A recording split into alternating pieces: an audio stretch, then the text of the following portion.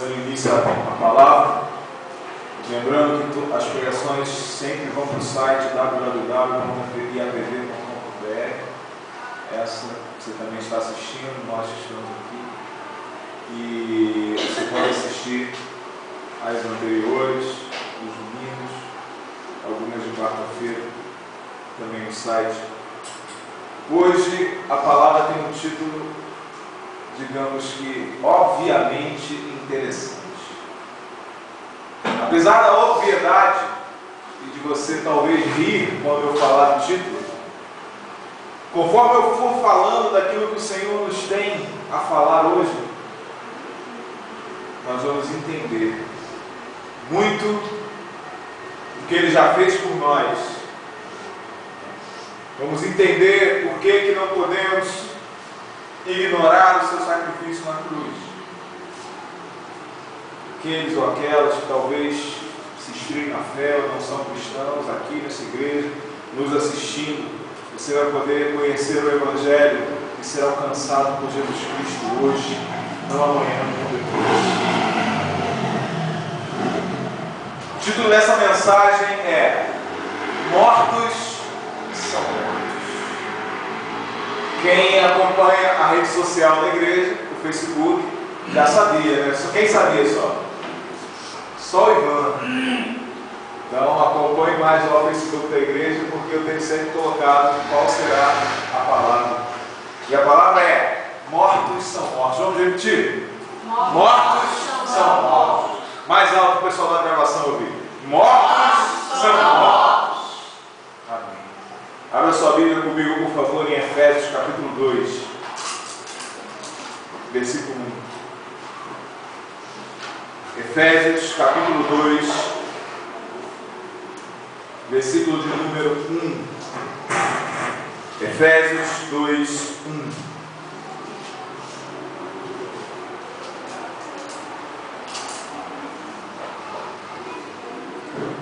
E vamos ler somente este versículo aqui em Efésios.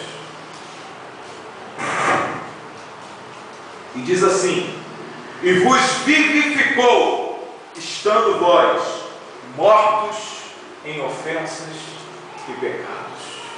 Vamos repetir? E vos vivificou, estando vós mortos em ofensas e pecados. Amém. Agora marque aí a Epístola aos Efésios e vá comigo lá no livro do profeta Ezequiel, no capítulo 37. Ezequiel, capítulo 37.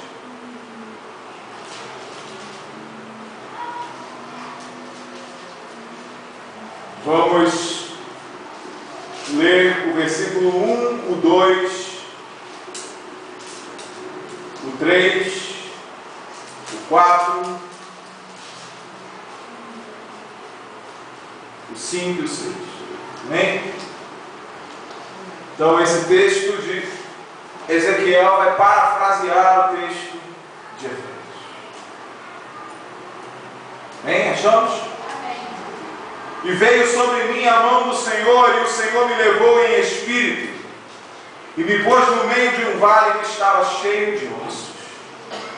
E me fez andar ao redor deles, e eis que eram muito numerosos sobre a face do vale, e estavam sequíssimos. E me disse: Filho do homem, poderão viver estes ossos? E eu disse: Senhor Jeová, tu sabes. Então me disse: profetiza sobre estes ossos e dize-lhes: ossos secos, ouvi a palavra do Senhor. Assim diz o Senhor Jeová a estes ossos: eis que farei entrar em vós o Espírito, e vivereis. E porei nervos sobre vós, e farei crescer carne sobre vós. E sobre vós estenderei a pele, e porei sobre vós o Espírito, e vivereis, e sabereis que eu sou o Senhor. Aleluia. Bom, então eu quero falar hoje de morte. E nós vamos entender porque eu vou dizer que mortos são mortos. E já caiu o olho, logo no início. Por que mortos são mortos? Mas eu não quero falar de morte física especificamente. A minha intenção é falar da morte espiritual, que todo ser humano nessa terra está condenado a ter e a nascer com ela. Aqueles que estão em Cristo foram vivificados, mas Efésios nos diz que até mesmo aqueles que já estão em Cristo foram vivificados, mas estavam como? Mortos em ofensas e pecados. Não há um ser humano sequer nessa terra que não nasça, e a não ser que Cristo o salve, morra morto em suas ofensas e pecados. Então eu quero falar um pouco de morte. Creio que a maioria de nós aqui já teve a oportunidade de ir a um velório. A maioria de nós aqui já viu um cadáver de perto. E o cadáver não é uma coisa lá muito boa de se observar, na verdade. Quantos de nós talvez tenhamos visto cadáveres que amávamos? Cadáveres de pessoas que foram importantes para nós e amávamos. Eu vi muitos. E você olha para aquele pedaço de corpo gelado, duro, sem expressão, sem vida, sem reação, com a corrupção a partir da morte, mesmo que se tente colocar perfumes e um monte de coisa, a morte ronda o ar, as moscas querem pousar. E aí imagine que hoje eu que estou aqui pregando para vocês, os meus olhos enxergam mais um dia, se Cristo não voltar antes, eles pularão para fora e darão lugar a vermes terríveis que sairão daqui, desses olhos. Hoje, a boca que você usa para comer tem tanto cuidado com o que coloca nela, tem que ter mesmo. Será a habitação de baratas, de lacraias, de vermes. Porque a morte vem para todos. Ou eu estou mentindo? Então, o que nós vemos aqui com o apóstolo Paulo, ele está usando uma alegoria. Ele está usando a representação da morte para que nós entendamos a gravidade em que o ser humano se encontra espiritualmente. O ser humano não se encontra morrendo. O ser humano não se encontra enfermo. O ser humano não se encontra doente espiritualmente. O pecado não deixa ele doente. O pecado não deixa ele enfermo. O pecado não deixa ele mais ou menos. O pecado deixa ele morto em suas ofensas e pecados. E um cadáver é repugnante até mesmo para aqueles que amavam quanto vivo. E usando essa alegoria, e também Ezequiel 37, onde Deus põe o profeta diante de um vale cheio de ossos, e ele anda por esse vale, e o vale estava cheio de ossos, estavam todos secos. Nós vamos entender porque eu li Ezequiel. E eles estavam sequíssimos, segundo a palavra do Senhor.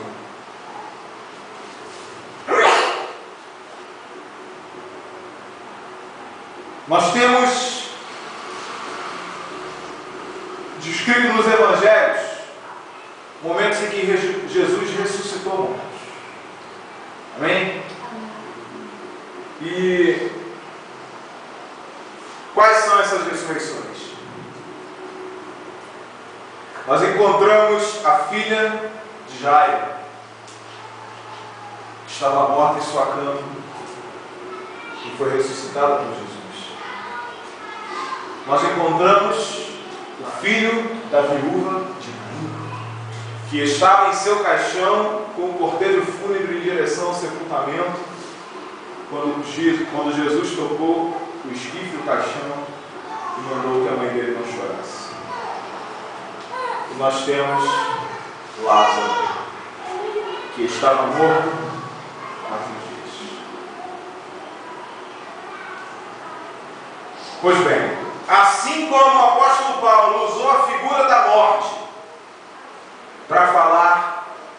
da situação espiritual dos homens, eu quero pegar a figura da morte e ressurreição real para falar do âmbito espiritual. O que eu quero dizer é olhar para essas 3 ressurreições que Jesus fez e enxergar nelas a situação espiritual em que nos encontrávamos, que talvez você se encontre se estivesse em Cristo, você se encontre se estivesse em Cristo, e como Cristo opera para nos dar vida. E se temos essa vida, como temos que valorizá-la? E se não temos, como desesperadamente precisamos dela? No primeiro caso, nós temos uma menina. Uma menina que está deitada na sua cama, dentro do seu quarto, acabou de parar de respirar. A ponto de dizer: não incomode mais o mestre. A menina está morta. Há pouco tempo ele estava vivo. E aí Cristo entrou onde ele estava, creio eu, conhecendo a minha intimidade com Deus, e com um sorriso dos lábios disse àquelas pessoas: não, ela só não. E entra naquela casa com poucas pessoas, deixa a maioria dos seus discípulos lá fora, o pai e a mãe da menina, e ressuscita aquela criança, dizendo 2 palavras: Talita cumi, segura suas mãos, a sua mão e ela. E ele diz: dá-lhe de comer. Essa é a primeira. A segunda já é uma coisa mais impactante, porque Jesus vem andando com seus discípulos e uma multidão razoável seguia Jesus, então vinham pelo menos umas 100 pessoas caminhando. 100 pessoas caminhando para uma direção. De repente encontram um cortejo fúnebre. E os cortejos fúnebres não mudam muito de locais para locais. Porque um cortejo fúnebre hoje no Brasil é mais ou menos a mesma coisa que nós víamos na Palestina naquela época. E aí vem pessoas levando aquele caixão daquele moço, talvez em um carro, talvez segurando em hastes. Ninguém quer tocar no morto. Os sacerdotes que vão oficiar o enterro estão a metros de distância, porque não querem ficar perto daquele morto para não se tornarem imundos. E aí Jesus faz uma coisa que ninguém queria: toca no caixão e para o cortejo fúnebre. E aí aquela turma inteira que seguia Jesus para também. Tipo assim, o que ele vai fazer agora? Olha para a mulher, para a mãe que era viúva, e aquele jovem provavelmente seria um sustentáculo na vida dela, porque as mulheres não podiam trabalhar, a não ser que ela se casasse de novo, passaria necessidade. E ele olha para ela e diz: não chores.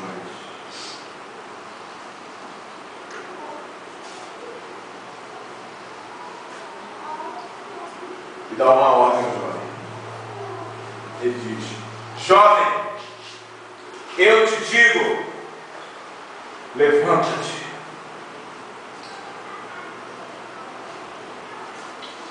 E a Bíblia diz que aquele jovem sentou-se em seu caixão e começou a falar. E Jesus o entregou a sua. E a última é quando Lázaro, amigo terreno de Jesus, estava doente, mandaram chamar a Jesus e ele não foi, propositalmente, para que deixasse Lázaro morrer, perdão. Porque na morte de Lázaro Deus seria glorificado. Quando Jesus chega à cidade de Betânia, Lázaro está morto há 4 dias. Está sepultado, está enterrado, está envolto em faixas, está cheio de vermes que já corroem por dentro e por fora do seu corpo, já cheira mal, disseram a Jesus, quando ele caminhou em direção àquele lugar e mandou que tirassem a pedra. Jesus faz uma oração e diz: Pai, obrigado por me ouvir. Eu bem sei que tu sempre me ouves, mas eu falo isso para que estes que estão em volta creiam. E aí dessa vez ele não fala apenas 2 palavras, não segura a mão do morto, não apenas dá uma ordem com autoridade, mas ele vai até o profundo da morte e ele clama bem alto. A Bíblia diz que Jesus exclamou em alta voz: Lázaro, saia para fora. E aquele que estava morto há 4 dias vem para fora, todo atado, porque os mortos naquela época eram atados. Lázaro provavelmente tinha uma condição um pouco melhor, então o filho da viúva conseguiu sentar no caixão. Provavelmente ele estava enrolado com os lençóizinhos mais humildes, né? Não estavam prendendo ele. Lázaro não, como alguém com uma condição melhor, estava totalmente enfaixado, assim como o enterro que Jesus recebeu, porque o enterro que Jesus recebeu veio de um homem rico. Quem é? José de Arimateia. E aí Lázaro sai todo preso e Jesus diz: desatai-o e deixai-o. Usando essas 3 ressurreições que o nosso Senhor operou verdadeiramente aqui na terra, eu quero falar da situação em que se encontravam as nossas vidas e que se encontram talvez a sua vida, se encontra a sua vida, se encontra a sua vida, espiritualmente não. O pecado mata. O pecado faz com que aquele que está preso nele, que é escravo dele, esteja morto. E o que o morto faz? O que o morto faz?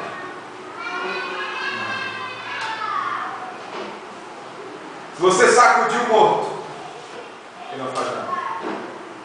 Você chorar em cima do morto, ele não faz nada. Se você gritar: ai, eu tinha tanta saudade, ele não solta uma lágrima. Se você contou 1000 vezes uma piada enquanto vive e ele riu de todas, quando ele estiver morto, você contar, ele não vai rir. O morto não faz nada. Por isso, o ser humano sem Cristo, espiritualmente, não entende nada e não faz nada e não se move, porque é um defunto, um cadáver ambulante. Por isso a Bíblia diz: as coisas do Espírito de Deus são discernidas espiritualmente, e aquele que é natural, aquele que é homem que só olha para aqui, para aquele que não é vivificado em Cristo, não pode discerni-las. Ele é um cadáver, está parado lá, não entende, não sabe, não escuta, não faz nada, porque está morto. E era assim que eu estava. É assim que cada cristão estava e é assim que o mundo inteiro está, se ainda não recebeu Cristo. Mas eu quero falar uma coisa bem interessante. Quando Jesus ressuscitou a filha de Jairo, e disso eu vou tomar emprestado um pouquinho em um dos livros de Spurgeon, quando ele faz a comparação teológica dessas ressurreições. A filha de Jairo acabou de morrer. Eu não sei se você já teve experiência de estar com pessoas que acabaram de morrer, que talvez morreram na sua frente. Você olha e parece que ela está viva. Você olha e você pensa, mas há um minuto atrás respirava e agora não respira mais. A filha de Jairo não estava dentro de um caixão. A filha de Jairo não tinha vermes consumindo ela.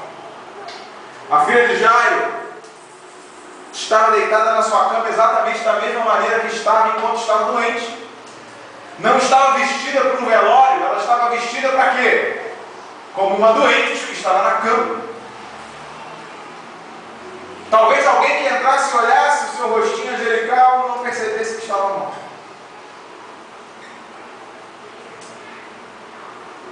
Mas eu pergunto uma coisa para você.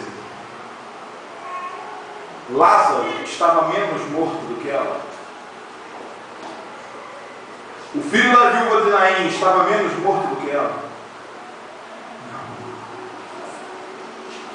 Aquela menina não tinha traços da corrupção externamente, mas estava morta. E ela não estava menos morta do que o filho da viúva de Naim, que já tinha alguns traços da corrupção, mas muito poucos, porque ia ser enterrado ainda. Mas ele não estava menos morto do que Lázaro, que já estava morto há 4 dias e apodrecia dentro daquela sepultura, cheio de corrupção. Mortos são mortos, por isso o título da palavra. Não interessa como eles estejam e o que eles aparentem externamente. São mortos. E aí, olhando para o Espírito, espiritualmente, muitas pessoas na sociedade, e às vezes, infelizmente, dentro da igreja,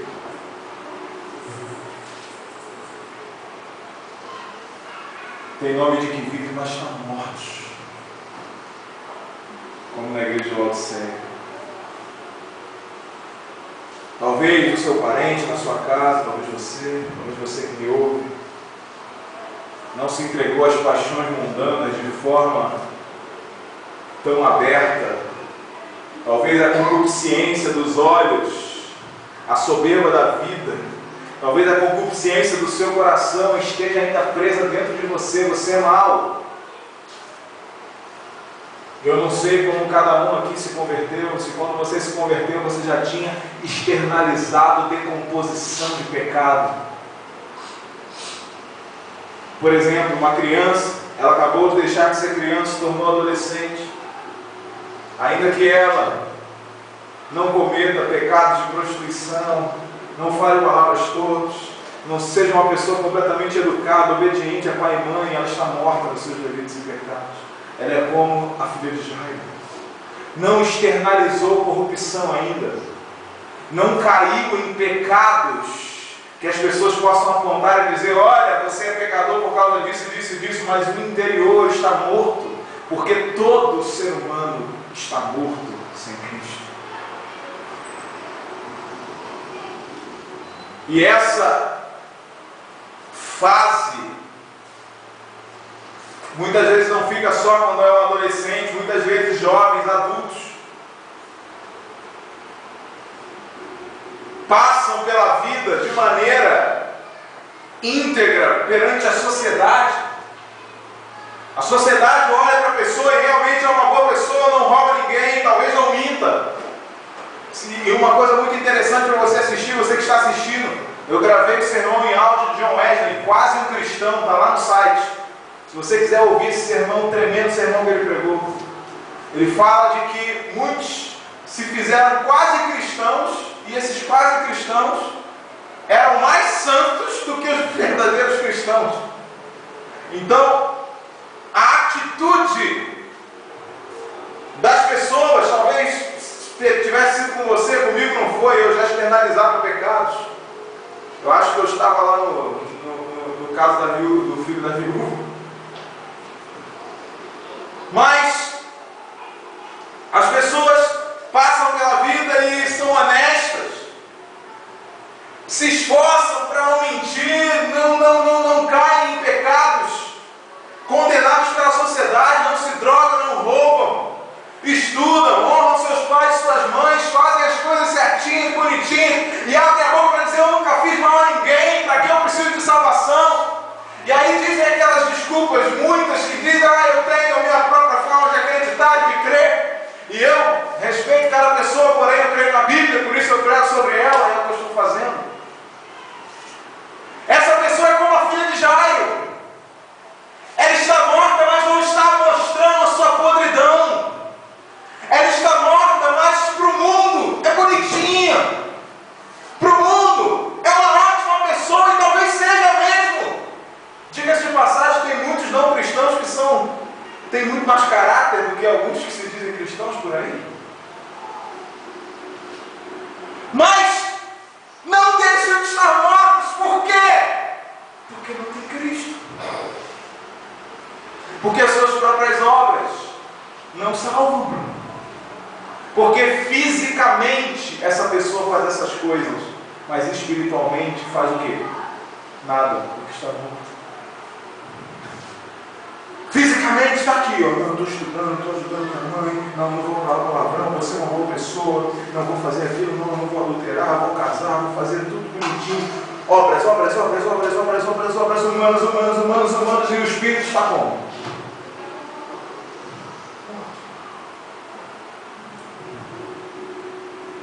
E não menos morto do que Lázaro e do que o filho da viúva de Naim. E aí nós passamos ao segundo. O filho daquela viúva, naquele cortejo fúnebre, já estava dentro do caixão. Certamente a corrupção moral é uma coisa muito importante. A filha de Jairo, que não se chama Talita, Talita foi o que Jesus disse, né? Talita cumi significa menina, levanta-te. Então Talita significa menina. Ela estava fechada no seu quarto. Jesus entrou lá em secreto, levou apenas 3 discípulos, se não me engano, Pedro, Tiago e João, com os pais da criança, e a ressuscitou. Existem pessoas que são realmente ótimas pessoas na sociedade. São pessoas de caráter, são pessoas de bem, são pessoas dignas de respeito na sociedade, e têm a sua corrupção de morte escondida dentro de um. Passando para o filho da viúva de Naim. Esse não se escondia mais dentro de um quarto. Esse estava sendo carregado para o lugar da sepultura. Esse estava dentro de um esquife, que era uma caixa de madeira, que é o que a gente conhece hoje como um caixão. Só que hoje as pessoas são enterradas dentro do caixão. O esquife servia apenas para carregar o morto até o seu lugar de repouso eterno no seu corpo. E o que significa esse jovem? Esse jovem já não é uma pessoa que talvez muitos de nós nos enquadremos aí quando nos convertemos. Talvez você se enquadre aí, talvez você faça parte da igreja, esteja me assistindo, tem nome de cristão, mas se enquadre aí. Mas já não consegue esconder a corrupção, não consegue esconder a morte espiritual. E como é que estávamos mortos, segundo Efésios? Em nossos delitos e pecados. O filho da viúva de Naim carregava consigo a sua figura morta, carregava um cortejo fúnebre. E esse cortejo fúnebre seguia. Mas ninguém queria tocar o seu corpo. Nem mesmo Jesus tocou o seu corpo. Segundo a Bíblia, ele tocou esquife.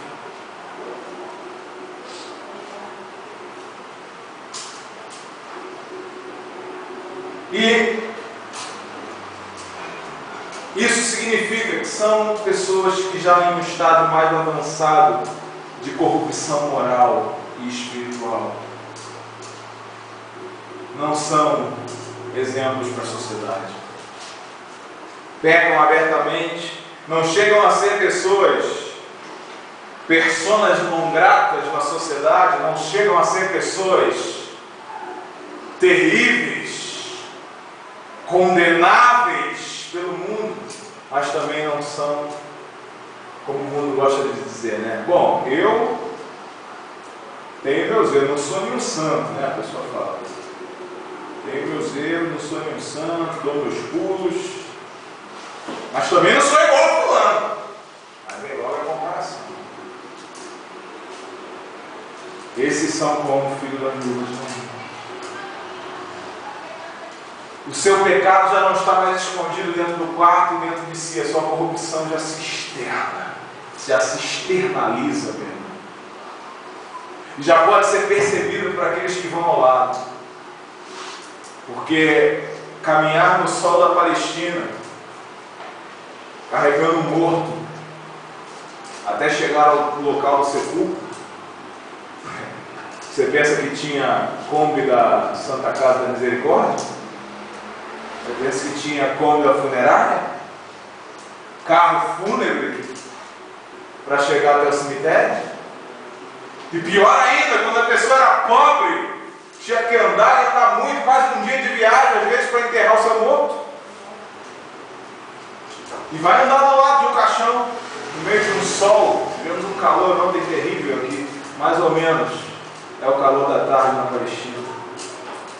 Vai andar de um lado e carregar um caixão de um defunto debaixo daquele sol. Que agradável vai ser. Essa pessoa, espiritualmente, ela já demonstra o seu pecado de maneira tão clara que ele se externaliza. As pessoas já olham e já veem os erros. Olham e veem as corrupções. E mesmo que não sejam cristãs e nem acreditem na Bíblia, olham e veem coisas erradas que essa pessoa faz. Mas essas coisas erradas que a pessoa faz são consequência do que ela está. E ela está o quê? Ela está o quê? Não mais morta do que a filha de Jairo, e não menos morta do que Lázaro. E prosseguindo, chegamos a Lázaro. Esse, se eu ficar discorrendo muito aqui sobre a situação em que se encontrava, chega a ser algo desagradável. Porque depois de 2 dias de morto, mais ou menos, o coração explode dentro do peito. Do terceiro para o 4º dia, as órbitas oculares começam a se descolar do crânio. Líquidos e fluidos corporais agora escorrem, passando pelas faixas que o envolviam e descendo pela coluna sobre a qual ele é colocado.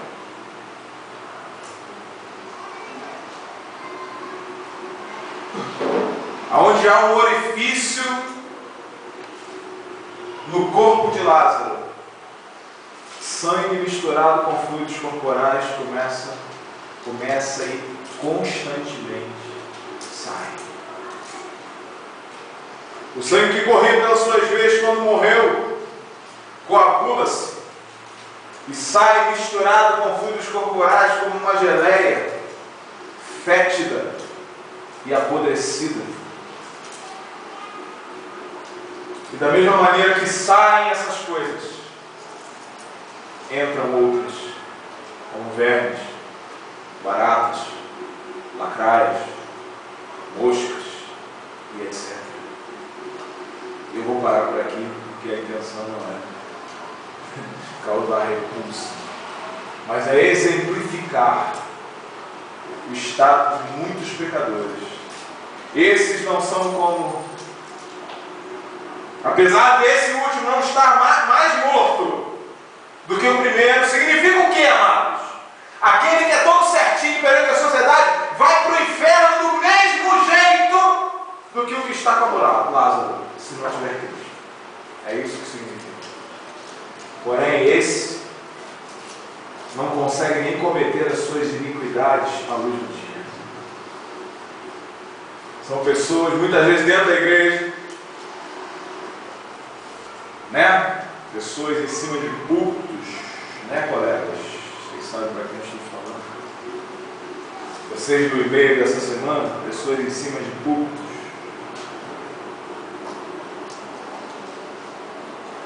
que colocam uma pedra sobre si e cometem suas podridões em segredo. Ninguém vê, porque ninguém aguenta ver. Quando Jesus disse: tirai a pedra, disseram: Senhor, já cheira mal. A vida de algumas pessoas, até para o mundo, até para aqueles que não são cristãos, cheira mal. De tão ruim, de tão podre,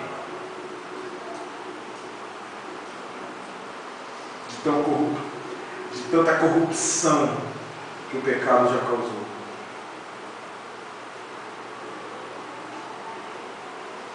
Pessoas que talvez já tenham se entregado aos piores pecados e às abominações descritas na Bíblia.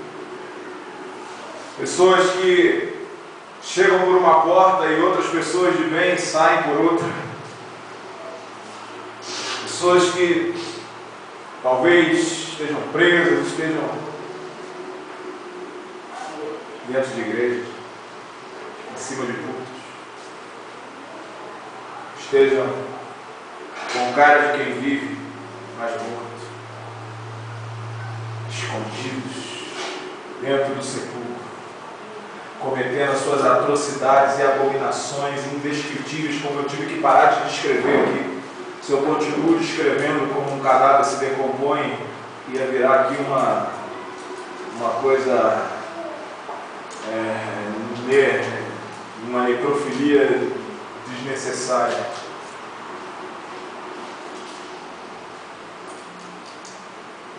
Então os pecados dessas pessoas são terríveis até para a sociedade, nem a sociedade as aceita. Quando é descoberto o pecado, a vergonha é tão grande que nem a sociedade que está caída aceita. Porventura, eu digo a vocês, amados irmãos, essa pessoa não está mais morta do que o filho da viúva de Naim, e não está mais morta do que a filha de Jana. Todos estão mortos, porque todos pecaram e destituídos estão da glória de Deus. Porque o nosso pecado faz separação entre nós e o nosso Deus. Porque em pecado nascemos e crescemos. E o texto diz: e vos vivificou, estando vós mortos em ofensas e pecados.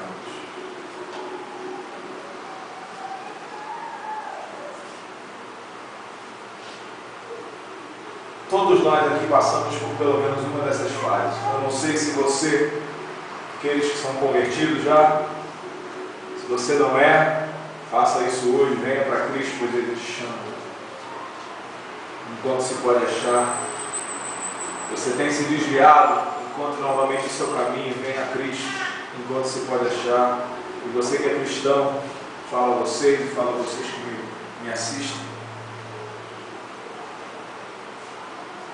Você que é cristão, certamente passou por uma dessas três fases.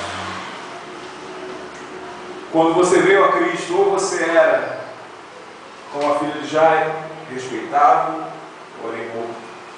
Ou era como o filho da viúva de Naim, não sou nenhum santo, mas também não sou rejeitado pela sociedade.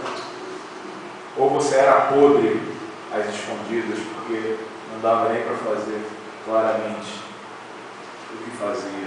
Algumas pessoas até fazem. Não estão nem aí para isso mais na sociedade de hoje. E o que Cristo fez?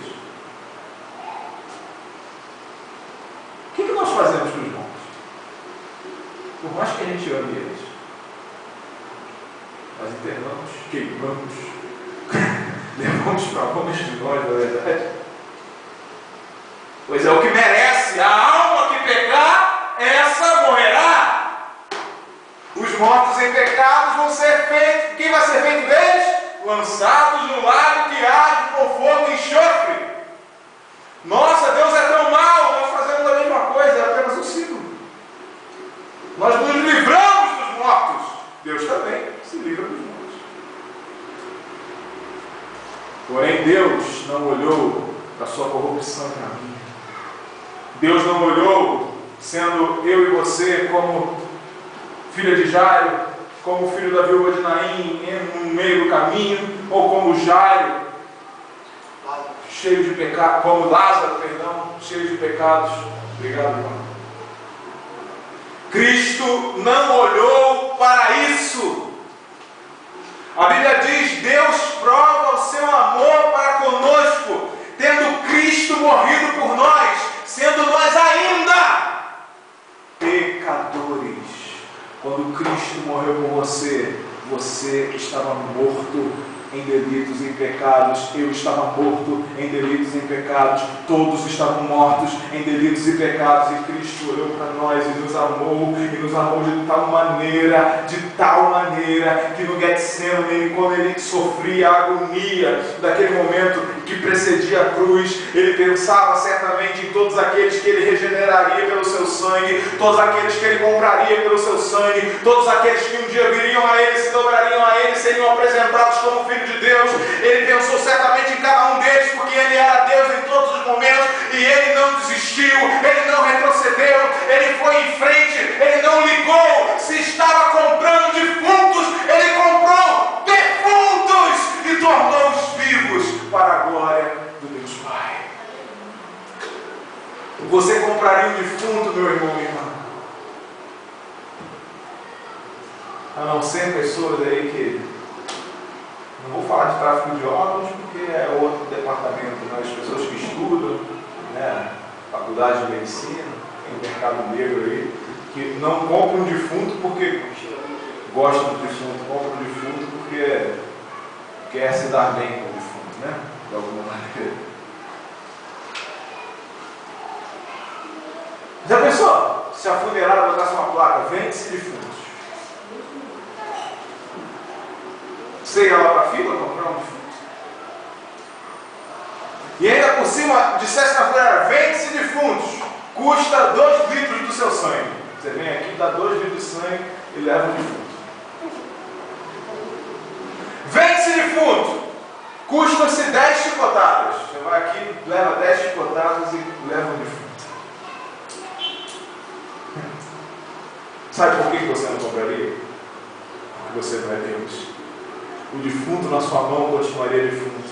Cristo comprou porque Ele é o autor da vida. Defunto nas mãos de Cristo, vive novamente. Ele nos vivificou, nos deu vida. Ele torna aqueles que estavam mortos em vivos. É por isso que Ele é Deus e nós somos apenas homens, e será assim para toda a eternidade, apesar de alguns quererem trocar as coisas. Essa é a diferença. Agora, se você amasse, pensa em uma pessoa que já morreu, talvez você viu o cadáver. Se você tivesse poder de ressuscitar essa pessoa, talvez você comprasse o corpo dela, né? Não é verdade? Aí muda de figura, né? Ah, mas aí é outra coisa. Só que aí eu vou além. Pega um inimigo, pega a pior pessoa do mundo, pega a pior estupradora, a pior pessoa que fez as piores barbaridades, e aí oferece essa pessoa a você, ainda que você tenha poder de ressuscitá-la. Você vai querer comprar? Não, nenhum de nós. Pois foi isso que Cristo fez. Cristo não comprou defuntos amigos. Cristo comprou defuntos inimigos dele, que afrontavam-no diante dele. Sabe qual é a boa notícia do Evangelho? É que essa morte foi vencida. Aleluia. E aqueles que estiverem com Cristo vencerão através da vitória dele. Você crê nisso? Ele venceu a morte. Porque quando ele morreu, o Espírito de Deus o ressuscitou, porque a morte não pôde deter o autor da vida. Quero falar um pouco sobre os meios que Deus usa para regenerar os homens, para trazer os homens ao novo nascimento. O meio que Cristo usou com aquela menina que entrou em seu quarto, apenas com seu pai e sua mãe, com 3 discípulos. Pegou a sua mão com delicadeza e disse: menina, levanta-te. Talita cumi, menina, levanta-te. Muitas vezes Deus faz da maneira que nós precisamos entender. Ele se mostra. Com o filho da viúva de Naim, ele parou o enterro. O enterro não, o cortejo fúnebre. Ele tocou no esquife. Ele disse para a mãe não chorar. Quantas mães oram por seus filhos? Dia após dia após dia. Quantos pais oram por seus filhos dia após dia após dia após dia após dia? Parece que Deus não está ouvindo. Cristo disse para aquela mãe: não chore. Jovem, eu te digo, levanta-te.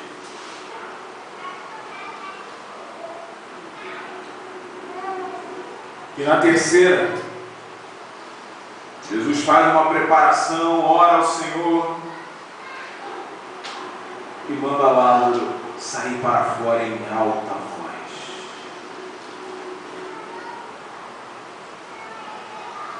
Lembre-se, Lázaro não está mais morto que a filha de Jairo. Não está mais morto que o filho da viúva de Naim, apesar de estar muito mais avançado em delitos e pecados, em corrupção. Quando Jesus disse para aquela menina: ela dorme, era tão fácil ressuscitar, tinha acabado de parar o coração, era só fazer a vida voltar, só soprar de novo. Talita cumi. Para o jovem, talvez as garras da morte já o tenham segurado de maneira maior e a corrupção do seu corpo talvez não tivesse 2 dias, o coração explodido, mas o enrijecimento muscular, a coagulação do sangue tornava mais difícil. Jesus fala com mais autoridade: jovem, eu te digo, levanta-te. E com Lázaro já totalmente tragado pela morte, de tal forma está sendo decomposto, Jesus fala em alta voz: Lázaro, venha para fora. Nas 3 maneiras, Jesus usou o quê? A palavra. Essa história de pecador se converter sem conhecer e amar essa palavra aqui não existe. Jesus falou com a morte? Não. Jesus falou com quem estava em volta? Conversou com quem estava em volta, mas a ordem foi a quem estava em volta? Jesus falou com quem? Com o morto! Nas 3 vezes, Jesus falou com o morto.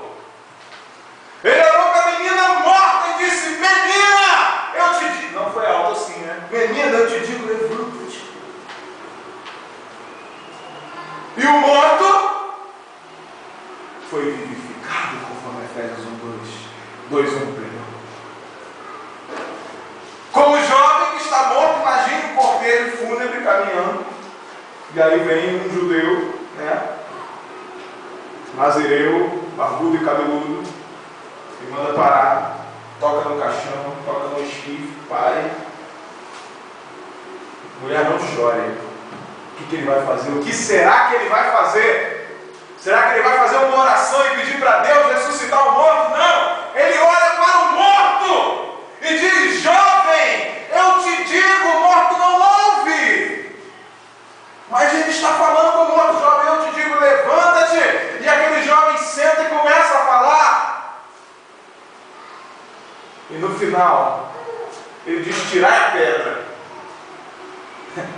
Amado, se Jesus tivesse dito, é óbvio que tem uma pregação, né? Você faça o que você pode e Deus fará a parte dele, é válido, sobre tirar a pedra. Mas eu quero falar um outro aspecto.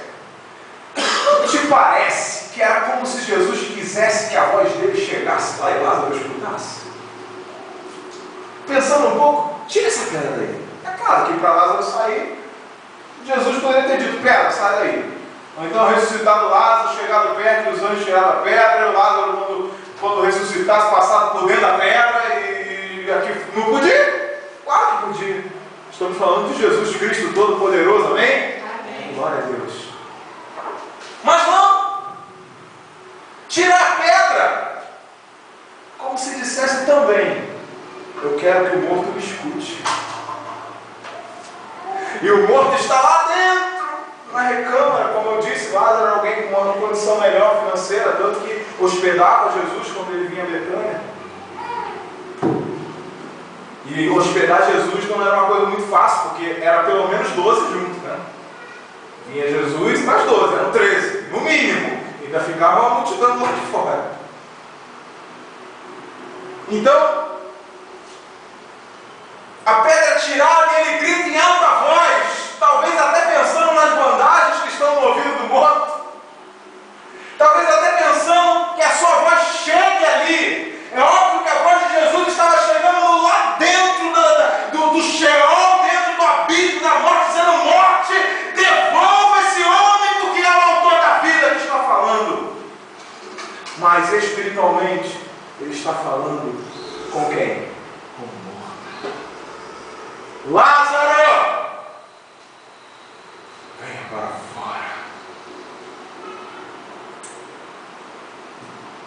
E ele vem, todo apertado nas bandagens, andando cheio de dificuldade. Vem. Sabe o que nós aprendemos com isso? Você quer que alguém da sua família seja salvo? Você hoje aqui quer ser salvo? Você me assistindo quer ser salvo? Dê ouvidos a que Deus está falando com você. E não a mim. Porque eu sou apenas um canal. O que sair de mim e não for Deus falando com você, esqueça. Que não serve.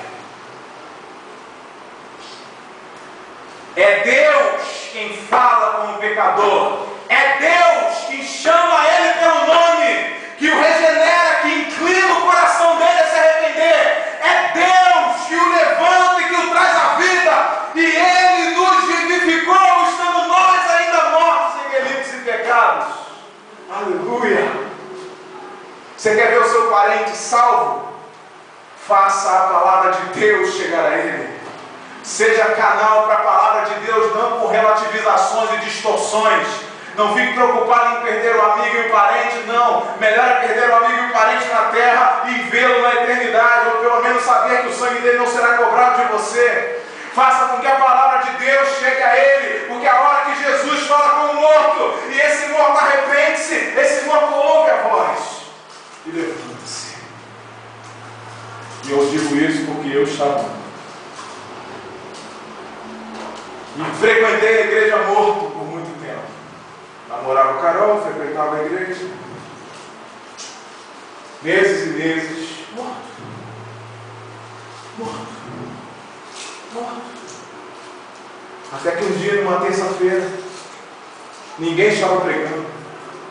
Não era a aula da escola dominical que eu gostava. Não tinha nada de especial na igreja. Eu cheguei na igreja e estavam cantando. Então minha alma canta a ti, Senhor. Quão grande és tu, quão grande és tu. E ao ouvir aquela melodia, a minha pequenez e o meu pecado me deixou tão desesperado diante da grandeza de Deus, que ali eu me rendi a Ele. Ali Ele me disse: Rafael, sai para fora. Rafael, levanta-te. E quando Jesus diz, quem é que não obedece? Por isso Ele diz: não fostes vós que me escolhestes, mas fui eu quem vos escolhi a vós. Por isso a palavra de Deus diz: ninguém pode vir a mim se o Pai não o trouxer.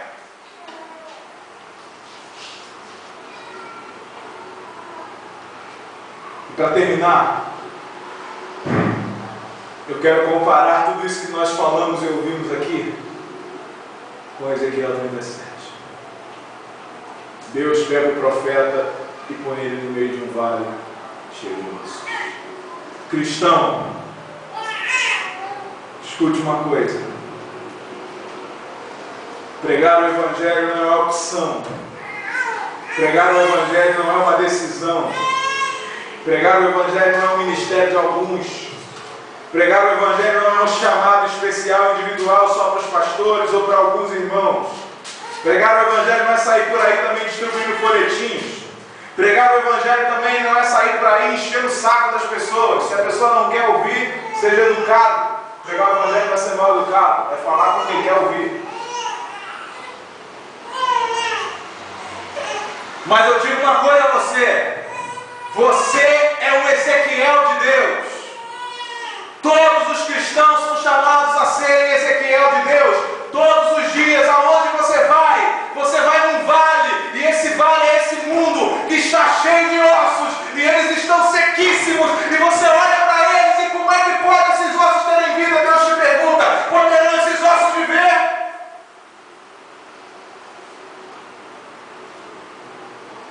Mas a resposta de muitos crentes não tem sido a resposta de Ezequiel. Nós temos respondido: não, Senhor, esse aí não tem jeito.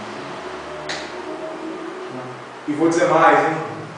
A gente às vezes diz que por de fora tem jeito, mas aí quando o irmão dentro da igreja peca, a gente pisa nele.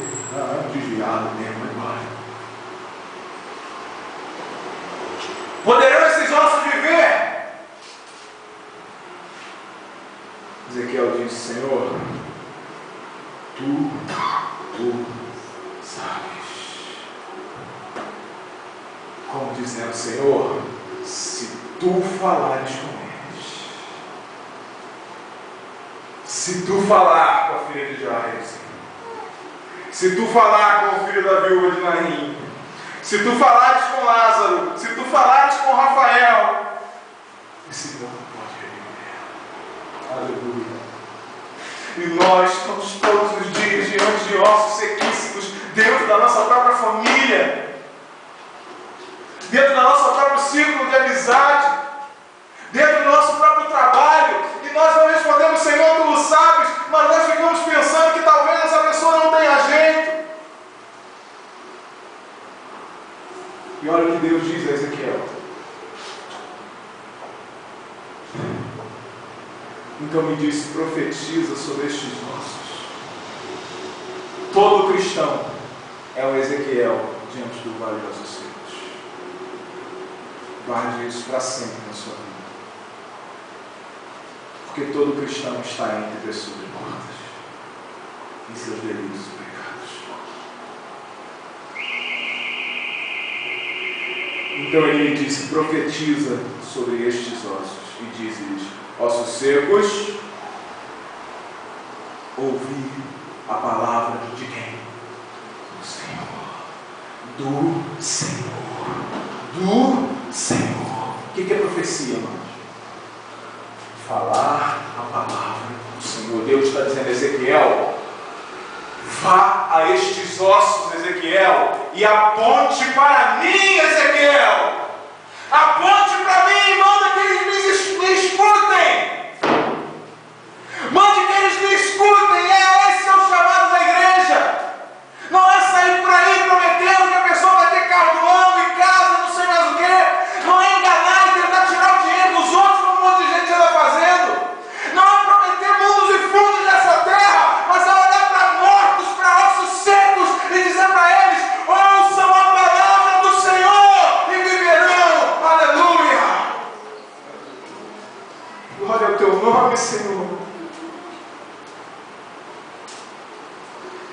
ouvir a palavra do Senhor.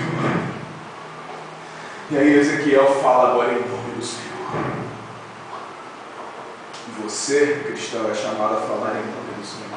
Quando você pega a Bíblia aqui, pega alguém que não é cristão e lê para ele: conhecereis a verdade, e a verdade vos libertará. Essa palavra é muito mais do que um som. Ela penetra a alma, o coração, porque é Deus quem fala. E vai à alma do perdido. Assim diz o Senhor Jeová a quem? Versículo 5. A estes ossos. Você poderia pensar, ele falou de 3 ressurreições, mas Lázaro ainda tinha corpo. Eu queria ver Jesus ressuscitar um osso. Pois bem, venha Ezequiel. Venha Ezequiel e você vai ver que Deus manda que Ezequiel fale com os ossos. Assim diz o Senhor Jeová a estes ossos. Osso escuta. Osso escuta.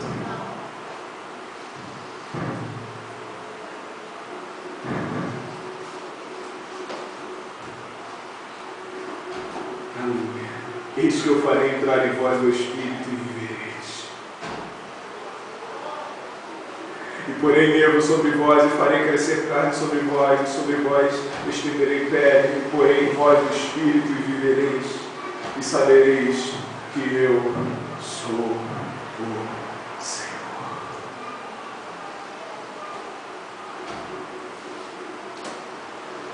Tu és o Senhor. Só tu és o Senhor.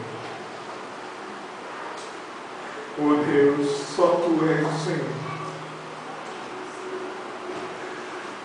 Que aprendamos, Senhor, a não fazer as pessoas olharem para nós, e como foi dito aqui, para a nossa bela retórica, para as nossas belas canções, mas que tudo que seja feito aponte para Ti, Senhor, para que as pessoas Te ouçam e ouçam a Tua palavra, porque é a Tua palavra que traz vida.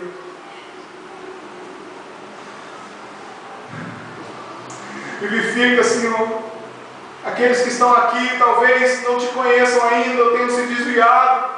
Cristo, chama-os hoje, venham e vivam.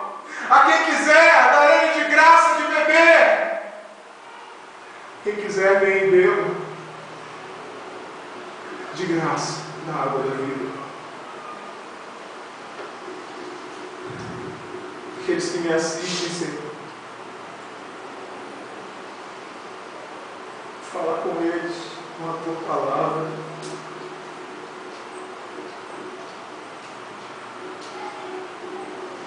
E assopra sobre esses mortos para que vivam, assim como o Senhor assoprou sobre mim, Senhor, sobre os que estão aqui e Te servem, para a glória do Teu nome.